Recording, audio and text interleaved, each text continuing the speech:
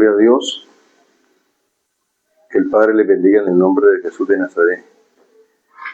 Una vez más estamos aquí en este tiempo de enseñanza,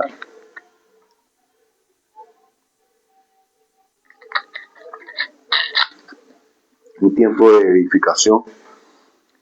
Le hemos llamado a este momento, a este tiempo, a este programa, de vuelta al Evangelio, Cristo crucificado. De vuelta al Evangelio, Cristo crucificado. Y bueno, ayer empezamos una enseñanza acerca de la fe, la fe apostólica, la fe que los apóstoles dieron. Y empezamos ayer a explicar este tema de la fe. Hoy continuamos, vamos a tener unos minutos, 20, 25 minutos de enseñanza. Esperamos que usted pueda ser edificado a través de esta palabra. Le pedimos que usted que se está conectando, que se va a conectar, que va a ver este video, pueda compartirlo con otros hermanos en Cristo, y aún con personas que no conozcan del Evangelio, porque sé que va a ser de mucha bendición esta enseñanza. Ahora pues quiero iniciar con esta pregunta esta tarde. ¿Puedes definir tu fe en Jesucristo a la luz del Evangelio? Quiero iniciar con esta pregunta. ¿Usted puede definir su fe en Jesucristo a la luz del Evangelio? La otra pregunta es, ¿conoce el Evangelio?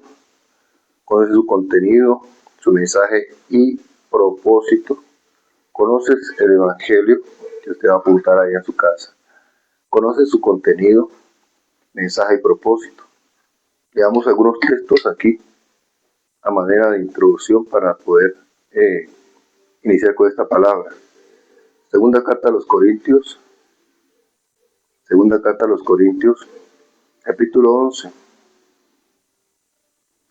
versículo 4 al 6.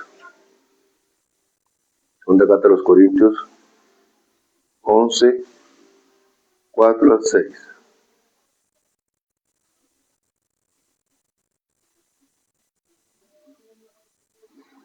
Dice en la versión Reina Valera, dice así: porque si viene alguno predicando otro Jesús que hemos predicado, o si recibís otro espíritu que habéis recibido, o otro evangelio que habéis aceptado, bien lo toleráis.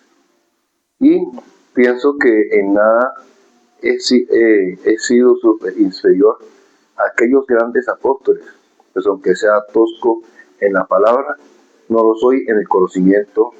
En todo y por todo os lo he demostrado. Quiero leer acá en otra versión, la palabra de Dios hispanoamericana.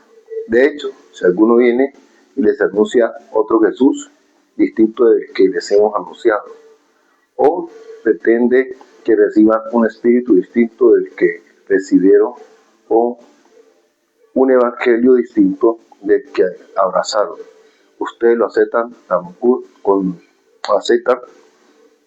a gusto, pues no creo valer menos que yo que esos superapóstoles. Wow, Pablo usó una palabra sarcástica fuerte, superapóstoles. Versículo 6, admito que carezco de elocuencia, pero no me faltan conocimientos. Bien que sé, lo he demostrado a ustedes en las más diversas ocasiones y circunstancias. Tremendo. Pablo en aquel tiempo se encontró en una circunstancia donde los corintios estaban menospreciándolo a él, de pronto por su forma de enseñar. Parece ser que Pablo no era un hombre en el sentido de ser pues como los evangelistas, como lo era pronto Apolos, que de pronto tenía ese carisma y eso que nos gusta a nosotros, que la persona grite, que la persona salte, que la persona nos haga emocionar. Parece que Pablo era muy calmado, muy pausado, al estilo maestro de la palabra, muy relajado a la hora de enseñar, porque él ahí les dice a ellos, como estos superapóstoles. Entonces, pero estos superapóstoles venían con un mensaje que no era el Evangelio, un mensaje que no era Jesús, mensaje que no era el espíritu de fe que tenían que impartir. Y Pablo les dice a ellos: admito que carezco de elocuencia, pero no me faltan conocimientos. Oh, gloria a Dios. Pablo dice que conoce el Evangelio. Por eso le pregunto a usted: ¿usted conoce el Evangelio como cristiano y también como predicador, como pastor?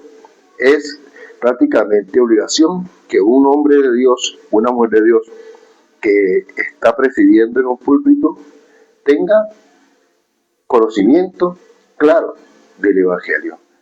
Veamos por favor Gálatas, el capítulo 1 de Gálatas, versículo 6, Gálatas 1, 6 y 11. Vamos a ver Gálatas 1, capítulo, vamos a ver del 6 al 11. Del 6 al 11. Vamos a mirar estos textos bíblicos. Vamos a leer la Reina Valera, que es la que más la gente tiene. Estoy maravillado de que tan pronto os hayáis alejado de que os llamó por la gracia de Cristo para seguir un evangelio diferente. Tengan en cuenta que ya en ese entonces enseñaban otro evangelio. Pablo está hablando acerca de ese momento, llama otro evangelio a lo que hacían los judaizantes. Los judaizantes iban en las iglesias que ya habían fundado los apóstoles, ellos llegaban al tiempo allá a decirles que tenían que circuncidarse también, los judaizantes. Y Pablo le dice a ellos: estoy maravillado que tan pronto os hayáis alejado de que os llamó por la gracia de Cristo para seguir un evangelio diferente. Todo lo que se salga del canon, todo lo que salga de la serie de enseñanzas, que son más de 20 doctrinas o 20 doctrinas bíblicas que corresponden al evangelio, es otro evangelio. Todo lo que se salga de ahí. O sea, si no te están hablando de la justificación, santificación, redención, expiación, propiciación y todas estas doctrinas, definitivamente que ese es otro evangelio, porque a lo que llamaban los apóstoles de evangelio o la fe de ese entonces se refería a todo cuanto hizo Cristo en la cruz del Calvario, a todos los resultados de esto, la resurrección, la ascensión, todo esto se llamaba evangelio. Pero aquí Pablo dice que llegaron a enseñarle a ellos otro evangelio. No que haya otro, sino que hay algunos que os perturban y quieren pervertir el evangelio de Cristo. Mas si aún nosotros o un ángel del cielo os anunciara otro evangelio diferente que os hemos anunciado, sea anatema. Como antes hemos dicho, también ahora lo repito: si alguno os predica diferente evangelio del que habéis recibido, sea anatema, sea maldito, ya, o caiga sobre la maldición. Terminemos de leer ahí y leemos la otra versión. Pues, ¿busco ahora el favor de los hombres o el de Dios? ¿O trato de agradar a los hombres? Pues si todavía agradara a los hombres, no sería siervo de Cristo. Mas os hago saber, hermanos, que el evangelio anunciado por mí no es según hombre. Gloria a Dios. Vamos a leer acá esta otra versión. La palabra hispanoamericana. No salgo de mi asombro, dice Pablo. Hay que ver con qué rapidez ustedes han desertado de aquel que los llamó mediante la gracia de Cristo y se han pasado a otro evangelio. ¿Qué digo otro? Lo que pasa es que algunos los desconciertan intentando deformar el evangelio de Cristo. Pero sea quien sea, yo mismo o incluso un ángel venido del cielo, el que les anuncie un evangelio diferente del que yo les anuncié, caiga sobre él la maldición. Wow. Se lo dije a ustedes en otra ocasión. Yo lo repito ahora. Si alguien les anuncia un evangelio distinto del que han recibido, caiga sobre él la maldición. ¿A quién pretendo yo ahora agradar? ¿A quién busco agradar? ¿A Dios o a la gente? Si todavía tratara de seguir agradando a la gente, no sería siervo de Cristo. Hermanos, quiero dejar bien claro que el evangelio proclamado por mí no es ninguna invención humana. Por eso la pregunta aquí: ¿conoce usted el Evangelio, conoce su contenido, su mensaje y su propósito. Lo conoce. Voy a leer el último texto bíblico acá en la segunda carta a Timoteo. Segunda carta a Timoteo. Vamos a leer acá la segunda carta a Timoteo. El capítulo 1, el versículo 10. 1:10. Qué bendición. Gloria a Jesús. 1:10. Dice, la Reina Valera dice, pero que ahora ha sido manifestada por la aparición de nuestro Salvador Jesucristo, el cual quitó la muerte y sacó a luz la vida y la inmortalidad por el Evangelio. El Evangelio de Jesucristo el Señor, de hecho, nos provee de muchas bendiciones eternas y aquí en nuestra alma y espíritu. Pero el desconocimiento del mensaje del Evangelio hoy en día en la Iglesia de Cristo Jesús es realmente aterrador, porque la gente no sabe realmente cuál es la fe de Cristo, cuál es la fe que ellos tienen que tener en Jesucristo, o la fe que dice el apóstol Pablo en Romanos 1:17, cuando Pablo dice, en el Evangelio la justicia de Dios se revela por fe, y para fe, como está escrito, mas el justo por la fe vivirá. Y dejando estos textos bíblicos ahí, procedo a darles algunas definiciones de lo que es la fe apostólica, la fe que tiene que ver con la salvación en Cristo, la fe que tiene que ver con el Evangelio. Les recuerdo, ya lo dije el día de ayer, y de pronto alguien va a ver este video y de pronto no sabe de qué estoy hablando, pero está la clase de fe que tiene que ver con los milagros, con señales, con maravillas, con todas estas cosas que hace Dios a nuestro favor. Pero no es esa fe la que quiero hablar. Quiero hablarle acerca de la fe que produce el Evangelio, que tiene que ver con todo el contexto de lo que significa ser salvo, que tiene que ver con la justificación, con la santificación, con la expiación, con la redención, con la imputación, con la regeneración y todas estas doctrinas que hacen parte del Evangelio de Jesucristo nuestro Señor. Y darle unas definiciones de esa fe. La fe ocupa un lugar sumamente importante, prominente en el Nuevo Testamento. La fe ocupa un lugar sumamente importante, prominente en el Nuevo Testamento. Jesucristo el Señor dijo estas palabras, dijo, el que cree en mí, como dice la Escritura, de su interior correrán ríos de agua de vida que saltarán para la vida eterna. Búscame por favor allá el texto bíblico. El que cree en mí, como dice la Escritura, de su interior correrán ríos de agua de vida que saltan para vida eterna. Gloria a Dios. Ya nos dan el texto bíblico. Juan 7:37. Juan 7:37 nos dice lo que nuestro Señor Jesucristo anunció, diciendo, el que cree en mí, como dice la Escritura, de su interior correrán ríos de agua de vida que saltarán para vida eterna. 7:37 al 38. Dice, en el último y gran día de la fiesta, Jesús se puso en pie y alzó la voz diciendo, si alguno tiene sed, venga a mí y beba. El que cree en mí, como dice la Escritura, de su interior correrán ríos de agua de vida, que saltarán para vida eterna, ríos de agua de vida. Ahora, ¿a qué se refería Cristo ahí? Como dice la Escritura, se refería al Antiguo Testamento, ya que el Nuevo Testamento no había sido escrito aún, se refería al Antiguo Testamento, porque el Antiguo Testamento es el que da testimonio acerca de Cristo, del Mesías. Recuerden que habla acerca de que la Virgen concebirá, que el Mesías moriría en la cruz. Todo esto, tanto Moisés como los profetas, los salmos, daban testimonio acerca de Jesucristo y de la obra redentora que él tendría a través de su muerte en la cruz del Calvario. Nos anunciaba acerca de eso. Entonces Jesús dice, el que cree en mí, como dice la Escritura, o sea, en la revelación de todo lo que el Antiguo Testamento decía acerca de Cristo. Esa revelación de creer, esa palabra creer es fe, el que tenga fe en mí, según lo que dicen las Escrituras, Antiguo Testamento, dice Jesús, de su interior correrán ríos de agua de vida que salte para vida eterna. Esa es la fe de la cual estamos hablando.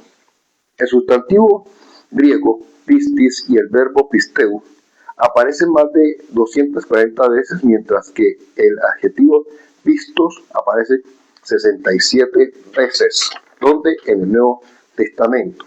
Esta insistencia en la fe debe verse contra el fondo de la obra salvadora de Dios en Cristo. Oiga esta definición. Esta insistencia de la fe debe verse contra el fondo de la obra salvadora de Dios en Cristo. ¿Cuántas veces? Vamos a mirar. 240 veces y 67 veces aparece esta insistencia de la fe en el Nuevo Testamento. Pero ¿cómo ha de interpretarse esa fe? Esta fe ha de interpretarse tras el fondo de la obra salvadora de Dios en Cristo. Esa es la forma correcta de nosotros interpretar la fe apostólica en el Nuevo Testamento. Esa fe tiene que ser dirigida o edificada en todo lo que Jesucristo, el Hijo de Dios, logró por nosotros y para nosotros a través de su obediencia al Padre, la cruz del Calvario, su sepultura, su resurrección, su ascensión al cielo. Ahí vamos a ver acá, lo dice el apóstol Pablo, acá en la carta a los Corintios. Vamos a leer acá la carta a los Corintios, en el capítulo 15 creo que es, la primera carta a los Corintios, capítulo 15. Vamos a ver acá lo que dice el apóstol Pablo. Dice, primera carta a Corintios 15:3. Porque primeramente os he enseñado lo que asimismo recibí, que Cristo murió por nuestros pecados conforme a las Escrituras.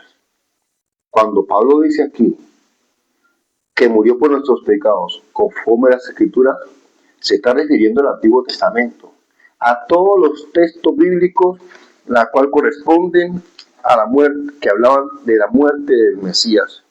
Isaías 53, hay muchos textos en los profetas, ya en Moisés, hay muchos textos que se refieren a eso, a la muerte de Cristo Jesús y los efectos de su muerte a favor nuestro. Dice, porque primeramente os he enseñado lo que recibí, que Cristo murió por nuestros pecados conforme a las Escrituras.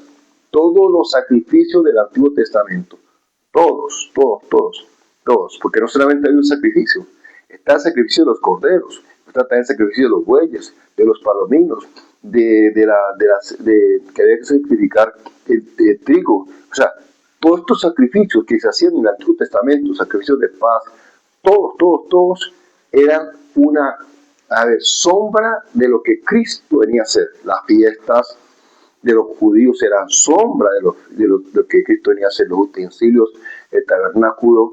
Cada una de esas cosas era una sombra de lo que Cristo Jesús venía a hacer. En esa frase que Pablo está diciendo ahí, está prácticamente resumida de una manera muy resumida, valga la redundancia, todo el mensaje del Antiguo Testamento, ¿ya? Todo lo que corresponde a la muerte de Cristo. Esto es un pasaje teológico. ¿Cómo es un pasaje teológico? Es un pasaje que hay que ir al contexto histórico, literario, al contexto, se me escapa, al contexto, que me escapa la palabra en ese momento, de ese momento, para ver todo lo que este pasaje contiene en cuanto a lo que Pablo está tratando de decir. Cuando Pablo está diciendo que, porque Dios leyó, primeramente yo os he enseñado lo que así mismo recibí, que Cristo murió por nuestros pecados. O sea, Pablo está refiriéndose a un compendio de enseñanzas muy extensas del Antiguo Testamento que corresponden al Evangelio de Cristo Jesús. Dice que Cristo murió por nuestros pecados, conforme a las Escrituras, y que fue sepultado. ¿Qué más? Fue sepultado. Porque asimismo también el Antiguo Testamento decía que iba a ser sepultado. Porque la sepultura también tiene una relación con nuestra salvación, con nuestra redención en Cristo Jesús. Que resucitó al tercer día, conforme a las Escrituras. Que resucitó al tercer día. Oye bien, está hablando de que murió, fue sepultado y resucitó al tercer día. También debemos decir que no solamente estas tres partes nos hablan del Evangelio, sino que también la obediencia de Cristo y la ascensión de Cristo también nos habla acerca de los efectos del Evangelio. Los efectos del Evangelio, o todo lo que el Evangelio nos dice a nosotros que hizo Cristo por nosotros. Vamos acá, a donde estamos. Esta insistencia en la fe debe verse contra el fondo de la obra salvadora de Dios en Cristo Jesús. Aleluya. Otra definición. Elemento central del Nuevo Testamento. El elemento central del Nuevo Testamento es la idea de que Dios envía a su Hijo para que fuera el Salvador del mundo. Oiga esta definición. El elemento central del Nuevo Testamento. O sea, el tema central del Nuevo Testamento es que Dios ha enviado a su Hijo al mundo para salvar a todo ser humano. Le doy esta definición también con esta perla. Antiguo Testamento es el anuncio del Mesías, la venida del Mesías. Nuevo Testamento es el cumplimiento de lo que ya se dijo en el Antiguo Testamento. Antiguo Testamento está ahí el anuncio. Nuevo Testamento es el cumplimiento. Antiguo Testamento están todos los tesoros escondidos, secretos, están ahí. Nuevo Testamento es la revelación de lo que estaba escondido en el Antiguo Testamento. ¿Dónde podemos ver eso? Vamos a mirar acá la primera carta a los Corintios. El apóstol Pablo nos dice a nosotros esto. Quiero explicarle un texto bíblico que de pronto se nos ha dado mucho.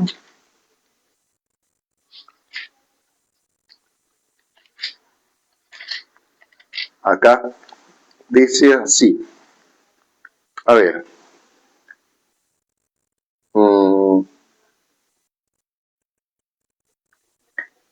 1 Corintios capítulo 2. Es así que, hermanos, cuando fui a vosotros para anunciaros el testimonio de Dios, no fui con excelencia de palabras o de sabiduría, pero me propuse no saber entre vosotros cosa alguna, sino a Jesucristo y a este crucificado. Y estuve entre vosotros con debilidad y mucho temor y temblor. Y ni mi palabra ni mi predicación fue con palabras persuasivas de humana sabiduría, sino con demostración del Espíritu y de poder, para que vuestra fe no esté fundada en la sabiduría de los hombres, sino en el poder de Dios. Sin embargo, hablamos sabiduría entre los que han alcanzado madurez.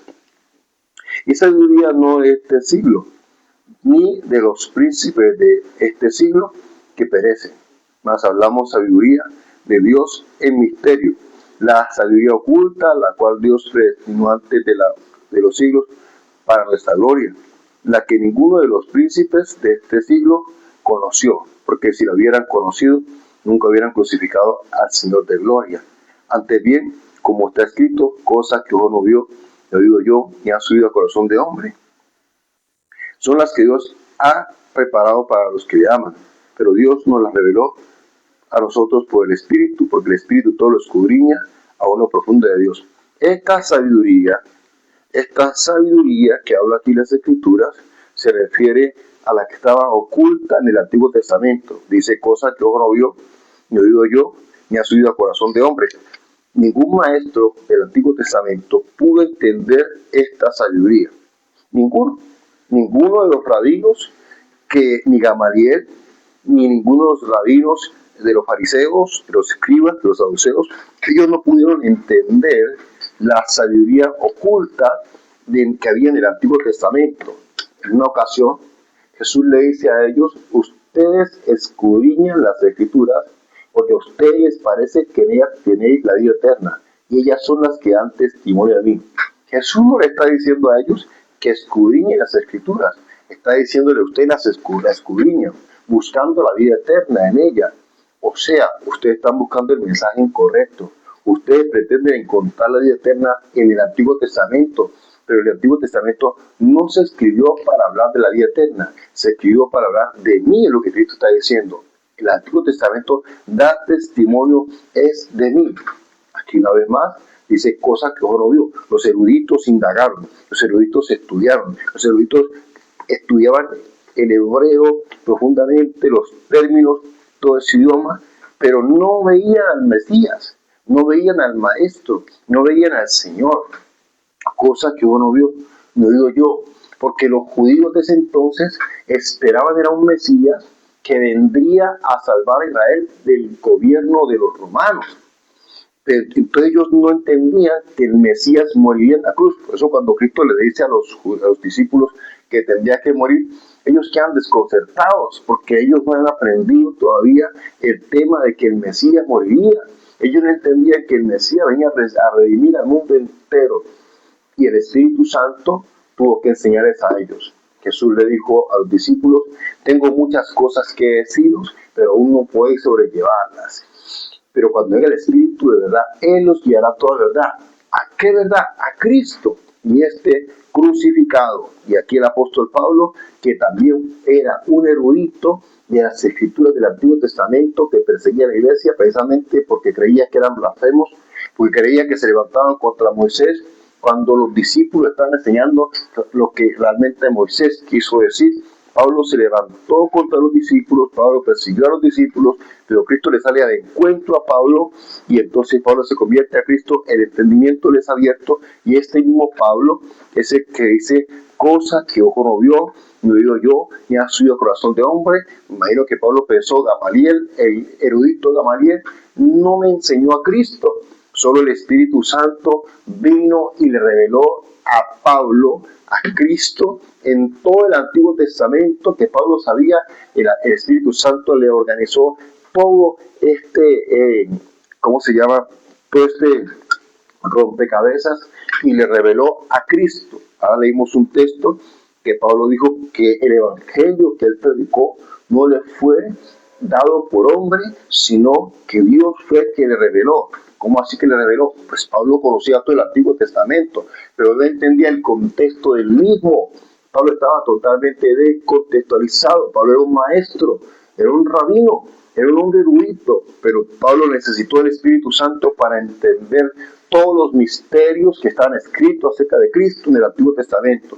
Mire, mi hermano y mi hermana, no se deje engañar con el Antiguo Testamento y usted estar buscando cantidad de fábulas y cosas que no tienen sentido del Antiguo Testamento. El mensaje más importante de los profetas, el mensaje más importante de Moisés, el mensaje más importante de David, los salmos, el mensaje más importante de Salomón, el mensaje más importante del Antiguo Testamento es Cristo Jesús, nuestro Señor. Pablo lo dijo, no quise saber otra cosa sino a Jesucristo y crucificado. Eso fue lo que el apóstol Pablo le dijo a los corintios. Le dijo, yo no quise saber otra cosa sino a Cristo y crucificado. Ese es el mensaje más profundo que puede tener las escrituras, Antiguo Testamento, Nuevo Testamento. Hoy en día hay muchos mensajes que le llaman evangelio, demasiados.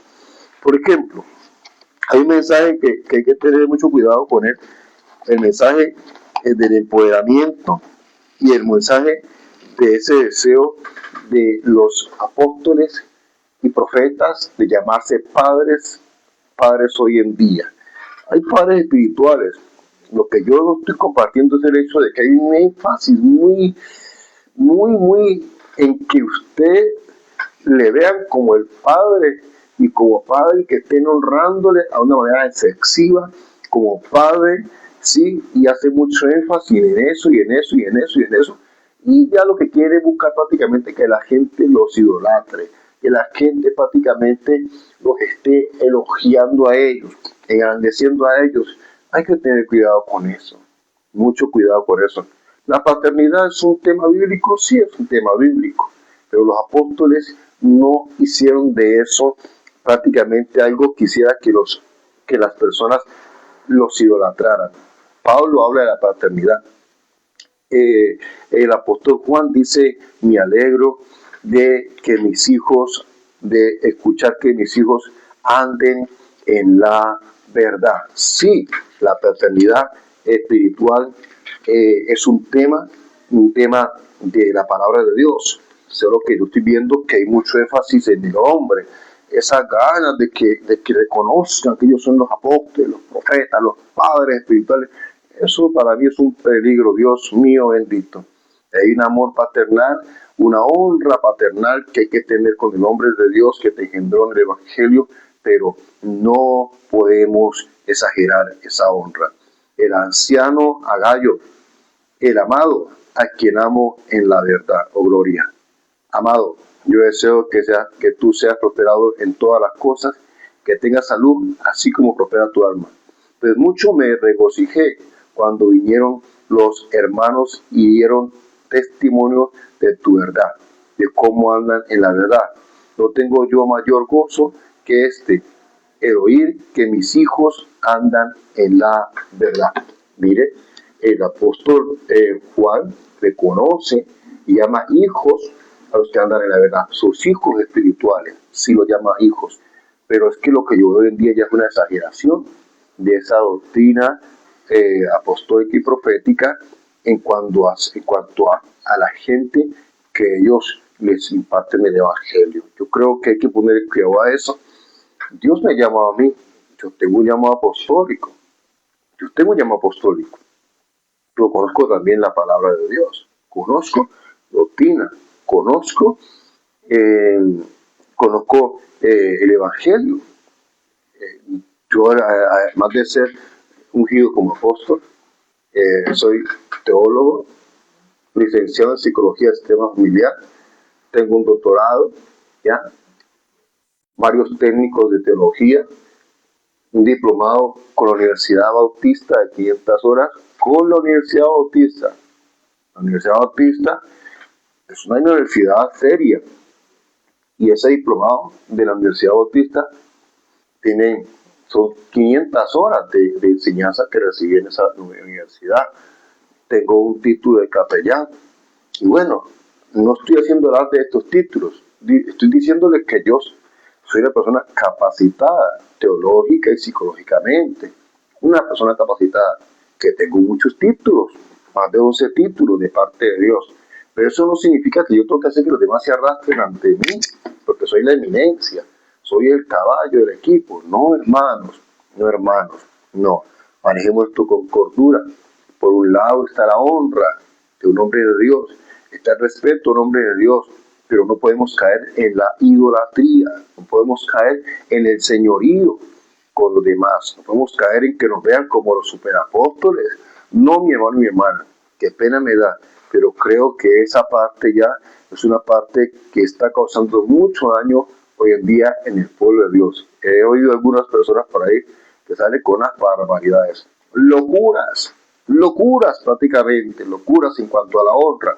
Dios mío, hay que hacerles de comer, hay que cocinarles, hay que lavarles la casa, hay que cargarles la maleta, hay que casi que aprovecharse para que ellos pasen por encima de ellos para el carro. Una cantidad de estupideces. No, hermanos. No, eso no es así. Eso no es así. Hay una honra y respeto para los apóstoles, pero Dios quiere que nosotros nos distingamos por nuestra sencillez, por nuestra humildad. Por más que Dios nos dé plata, Dios nos dé casa, Dios nos dé carro, Dios nos dé buenos vestidos, Dios nos dé a nosotros que salgamos del país, que tengamos una iglesia grande o pequeña, hermanos y hermanas en Cristo. Nosotros como hombres de Dios somos llamados a la sencillez. Hoy en día vemos apóstoles que la gente no se puede acercar a ellos, porque ellos son inalcanzables. Hay gente que ponerles alfombra roja. Esa gente hay que alquilarles el hotel 5 estrellas. 5 estrellas, porque es que ellos están ya en un nivel, yo no sé qué nivel le llaman eso, porque que para mí es un nivel de carne, porque eso es un nivel espiritual, es un nivel de carne. Si Cristo, el Dios de los niveles, el hombre más ungido que ha pisado la tierra, el más poderoso, el más obediente, el que hizo obras extraordinarias, Jesús dijo, el Hijo del Hombre no tiene ni siquiera dónde recostar la cabeza. Muchos de los viajes de Jesús, oígame bien, en muchos de los viajes de Jesús, Jesús durmió en la intemperie, literal. Jesús durmió en los montes, con los discípulos, literalmente en los montes, literalmente, no en casas. En muchos de sus viajes, Jesús durmió en los montes, Por eso él dijo, cuando él dijo, el Hijo del Hombre no tiene ni siquiera dónde recostar la cabeza, lo estaba diciendo literalmente, porque eso si lo esperaban bien, si no lo esperaban, Jesús dormía en el monte, mi hermano y mi hermana, en el bosque, en lugares que habían árboles. Ahí dormía el Señor Jesucristo. Pero hoy en día los super apóstoles, los super profetas, los que vinieron de Marte, de Júpiter, los que no vinieron de la Tierra, porque hay unos que ya le dicen que todos son humanos. Entonces esta gente no humana, ¿qué es? Pues, que están con tanta unción, con tanto poder, con tanta gloria, que dicen que no son humanos. Entonces esta gente, ¿qué es? ¿Extraterrestre? ¿Qué es esta gente? Y esta gente hay que ponerle todas las cosas, cortesías y todo eso, porque ellos son los grandes. No, qué pena me da, porque eso arriesga en la vida. Y yo lo digo con todo respeto. Y cuando uno le escucha predicar, no dice sino tonterías. Porque están hablando con un teólogo. Yo soy teólogo. Yo soy un teólogo. ¿Ya? A mí no me meten el dedo a la boca cualquiera. Y la gente que no es entendida dice, uy, qué revelación, cuál revelación, qué tontería te dijeron. Porque no es ninguna revelación, te enseña una tontería que te desvía del camino, que no tiene nada que ver con el Evangelio de Jesucristo el Señor. Y estos grandes, haciendo alardes de grandes revelaciones, grandes cosas, tienen un poco de gente desenredada, un poco de gente engañada, que son idólatras, seguidores de hombres y no de Cristo. Los apóstoles nunca se comportaron así. Nunca. Ellos hicieron alarde, fue de humildad, de sencillez, y estos eran apóstoles, llenos del poder de Dios. Pedro llegó a tal punto de poder y unción que dice la Escritura que la gente colocaba a los enfermos a ver si de pronto la sombra de Pedro pasaba por encima de ellos para que fuesen sanados. El apóstol Pablo relata la historia de que la gente cogía los mantos y tocaban el cuerpo del apóstol Pablo, y lo llevaban y lo colocaban sobre los enfermos y eran sanados. Y los endemoniados, oiga bien, los endemoniados ni siquiera lo reprendían, sino que le colocaban esos mantos que habían sido tocados por el cuerpo de Pablo, y los demonios se iban. Mira el nivel de unción y de poder que manejaban estos hombres. Dice la Escritura que Pablo estaba enseñando y Eutico se quedó dormido y se cayó de la ventana y ¡pah! Se mató Eutico. Y Pablo desciende, lo abraza, ministra sobre Eutico y lo resucitó. Ahí calientico lo resucitó. Y lo tremendo fue que Pablo subió y siguió enseñando como si nada pasara. Y bueno, que Eutico le tocó que aparecerse ahí escuchando la palabra. Después de haber caído de un segundo, tercer piso y ¡pum! Haberse matado. Y siguió Pablo enseñando la palabra de Dios como si nada hubiera pasado. Pero hoy en día los apóstoles que van y que crean y que la palabra y una fila de enfermos ahí y todos se van enfermos otra vez para la casa. Todos se van enfermos, hermano, porque es que no hay silla de ruedas ahí. Y esa gente espera, yo veo el profeta, yo veo el hombre de Dios para que me ponga la mano, y no le pone mano a nadie, y que no, que crea. Hermano, la gente toda se va enferma. Si salen 3, 4 personas por ahí, que tiene un dolorcito aquí en la pierna, y que de pronto que tiene una muletica, y que un dolor de cabeza, se sanó. Pero los enfermos ahí, los más graves, se van. Yo vi un hombre que es ese hombre definitivamente humilde. Eso sí era un hombre de Dios. ¿Ya? El profeta Tirillosa. Oh, no, Dios mío bendito. Yo nunca he visto hasta ahora en Colombia, mi país, No he visto ninguno de estos grandotes poderosos haciendo eso. Ninguno de estos que andan por ahí que no caben en las calles, ni en la calle caben, porque dentro del carro no caben. Están tan inflados que no caben. ¿Sí? Dentro del carro que he dejado no caben. Y la carretera, pues, para ver que el carro tampoco cabe, porque el orgullo se contagia hasta las cosas que uno monta. Yo vi a ese hombre, a Tío Joshua, cuando vino a Colombia, que ese hombre ministraba, y no solo los que tenían dolor de cabeza, gente en camillas tiradas ahí, cuadraplégicos, gente en silla de ruedas. A todo el que Tío Joshua se acercaba, y le movía la mano, ministraba sanidad, y hacía así, levántelo. Todos los sanó, todos los sanó, todos los sanó. Yo vi eso. Un hombre que era como era Jesús, ministrando sanidad. Como era Pablo, ministrando sanidad. Como era Pedro, ministrando sanidad. Pero hoy en día uno ve, hermano, gente que porque da una profecía, la inventada. Hoy en día lo que está jugando, lo que está de moda es los números, las fechas, los números, veo un número, veo un número, veo un número, veo un número. Hoy en día se puso de moda los números y las fechas, números y fechas. Y la gente está, la gente está loca por el número y fechas. Hermano, pues, vaya si quiere, hay brujas y brujos que también trabajan con los números y las fechas. No estoy diciendo que Dios no haga eso. Dios hace eso y mucho más. Lo que estoy diciendo es que eso se está saliendo de control. Porque se está colocando ya como un show profético y no como una edificación del mensaje de Cristo, de traer la gente a Cristo, de edificar la iglesia en Cristo, de proclamar a Cristo. Y eso es delicado. Eso es delicado. La fe de Cristo no se está predicando. La fe apostólica no se está predicando. No está predicando en las plataformas. Es que no se escuchan los términos como beautificación, santificación, expiación, redención, propiciación. Y son como 20 términos más o 20 doctrinas más. Y no se escucha eso. Ese es el mensaje del Evangelio. Mire, hermano, si usted tiene un poquito de conocimiento, usted tiene un poquito de intención de aprender, yo le pido que usted vaya y usted se lea la biografía de Wesley, lea la biografía de Carlos Finney, lea la biografía de Spurgeon, lea la biografía de lea biografías de avivamientos de norteamericanos.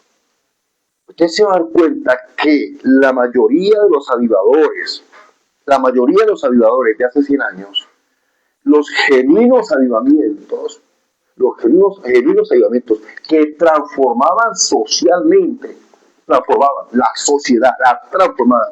O el avivamiento de Martín Lutero, con Romanos 1:17, que dividió Europa en dos, en la revelación de que él le tumbó el reino a la Iglesia Católica en aquel entonces, dividió reyes, príncipes, teólogos. Uno los colocó del lado del Evangelio y otro del lado de la Iglesia Católica. Dividió toda una nación. Europa fue dividida porque Dios le reveló a Martín Lutero en Romanos 1:17, porque en el Evangelio la justicia de Dios se revela por fe, y para fe, como está escrito, va a ser justo por la fe vivirá. Fue en este texto bíblico que se le abrió el panorama a Martín Lutero sobre el Evangelio de Jesucristo el Señor.